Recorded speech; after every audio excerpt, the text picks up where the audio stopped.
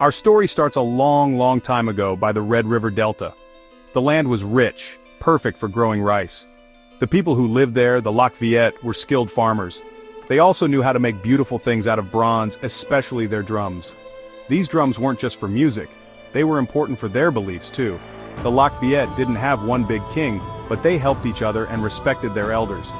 They were tough and loved their land, just like the Vietnamese people today. In the year 111 BC, soldiers from the Han Dynasty in China came marching in. They were strong and took over the Lac Viet's land. For over 1,000 years the Chinese ruled Vietnam. They brought their own ways of doing things, like Confucianism and how to run a government. They even brought their language, which changed how Vietnamese is written and spoken today. But even though they had to live under Chinese rule, the Vietnamese people never forgot who they were. They fought back many times trying to be free again. In the 10th century, things began to change. The Tang dynasty, the ones ruling China at the time, weren't so strong anymore. They had problems back home. A brave Vietnamese general named Ngo Quyen saw his chance. In the year 981, he fought the Chinese at the Bac Dong River and won. After centuries, Vietnam was independent again. This victory led to the rise of many Vietnamese kings and dynasties like the Le, the Tran, and the Le. They were powerful rulers, and their lands stretched all the way south to the Mekong Delta.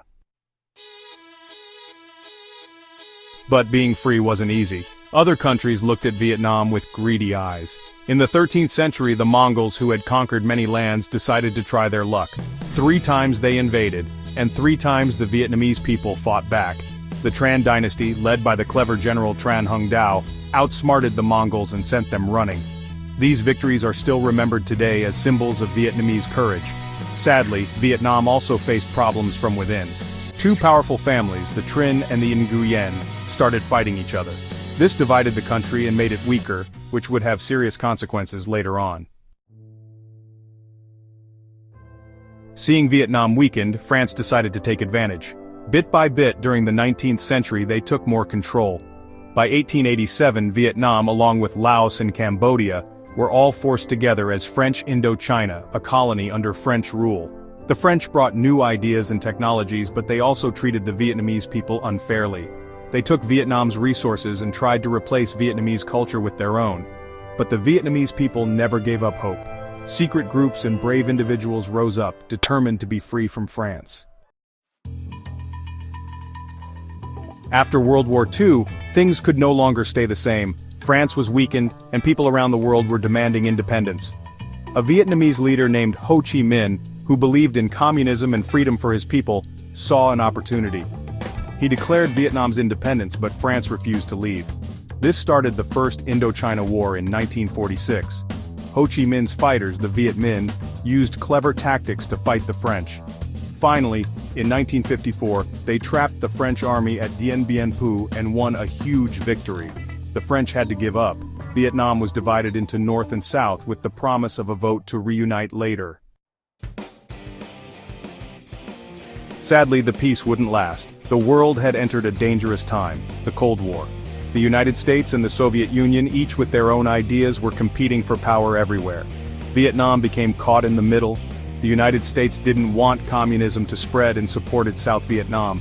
The Soviet Union and China supported North Vietnam and the Viet Cong fighters in the South.